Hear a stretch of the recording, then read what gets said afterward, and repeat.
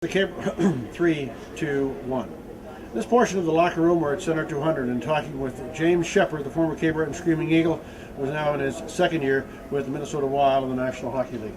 James, first of all, a lot has transpired since your days with the Cape Breton Screaming Eagles, but does it feel good to get back here in the old confines? It feels good, but it's annoying not being able to play on the ice with the guys again. There's a lot of new faces, but it's still the same ring, still the same jersey. It's kind of neat to watch it with Paul McDonald for a bit. We get to talk about a couple of things and just watch the game from different view.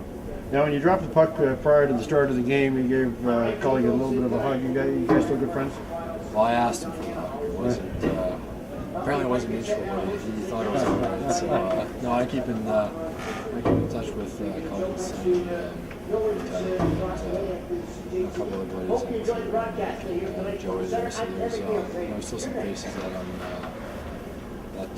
familiar with, but it's good to keep.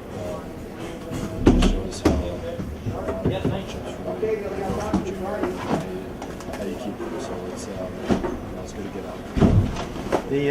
Now, when you were first drafted by the Minnesota Wild in the first round, the 9th pick, and then I think Qmjhl showed a lot of patience with you in that first year, but things have how have things transpired since then? Like this year, is it more ice time and more opportunities? Yeah, I've been playing a lot more, and it's it varies from game to game. The shock playing with different players and playing on different lines, but what they told me was when Jock looks down the bench and sees the back of the jerseys, he sees my jersey and wants to be confident in me. So I kind of keep that in the back of my mind when I'm playing. And if I do that, I'm going to get more chances, more ice time, and more opportunities. So if I keep doing that, then things can only go up from there. What have been some of your tougher matchups against so far?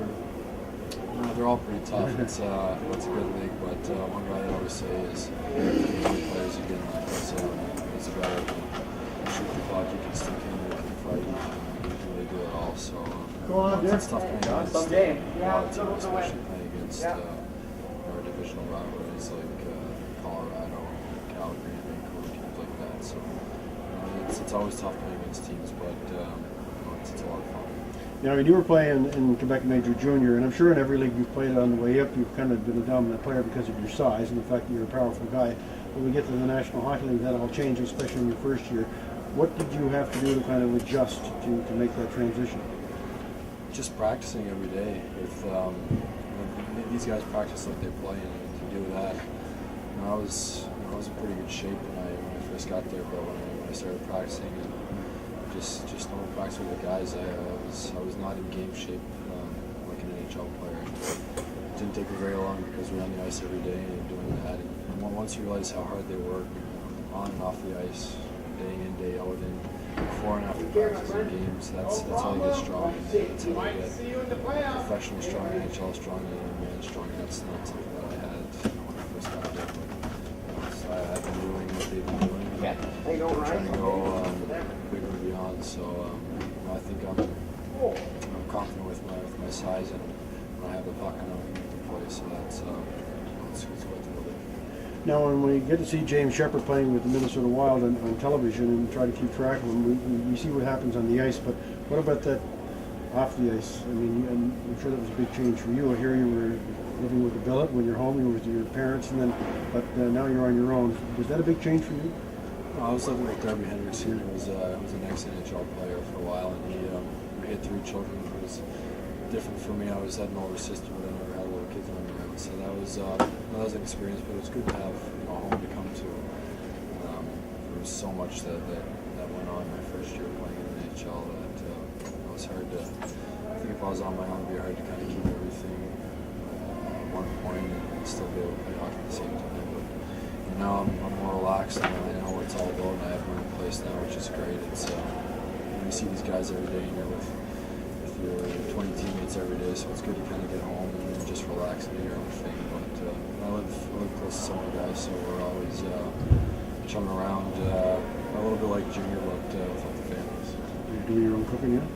I have been. I told Jim and Polly, my old bullets, that I've been making chicken stew for lunch, from Montgomery, so if it comes down to it, then I need to make something that's All right. Just a couple other questions, because I know you're busy, but the National Hockey League, the business side of the game, and the downtime, you know, the hurry to wait, you wait in airports, you wait everywhere. Does that get grueling by the time the end of the season comes around? I think what gets grueling is just the schedule. We play so many games, and you practice on game days, and you practice when you don't have games, and that gets tough. The travel schedule, it's difficult, but it's more of the time change that really hurts you when you're in junior. I had a tough enough year being on the bus so much, but we fly everywhere, which is good, but there's just a time change, and always being in hotels and always on the move. So yeah, it definitely gets to you, and that's why it's good to have a break like we have now to rest mentally, physically, and just get away from the game for a while. We hear these questions over the years, asking guys to play in the National Hockey League if you had a message to impart. It gets kind of cliche after a while. When you think about it, what James Sheppard went through growing up in the Halifax area, then playing major junior, and then making it to the National Hockey League, is there one thing that you can think of what you went through that helped you acquire the skills to make the NHL? For me, I think it was a lot of it was just being creative. I never really thought that I never really knew what the NHL was. I never thought about actually playing for this team or that team. I just always wanted to play hockey. Never thought it would ever end, and I didn't realize until later on in life that it does end unless you really work hard at it and you get lucky enough to play in the NHL. So for me, it was I think I played street hockey a lot with my buddies. Just outside my house after school a lot. Now that just gives you creativity, and it's fun because you're out there sweating, but you're just having fun. And that's the biggest thing. It's you got to work hard. You got to go above and beyond, and you had to do all these things. But if you're not having fun, then there's no reason to play the game. So I'm just glad that I'm still having fun doing what I'm looking at. James Sheppard of the Minnesota Wild, formerly of the Qmjhl Screaming Eagles, still a great guy to talk to. We'll be back in a moment on The Locker Room.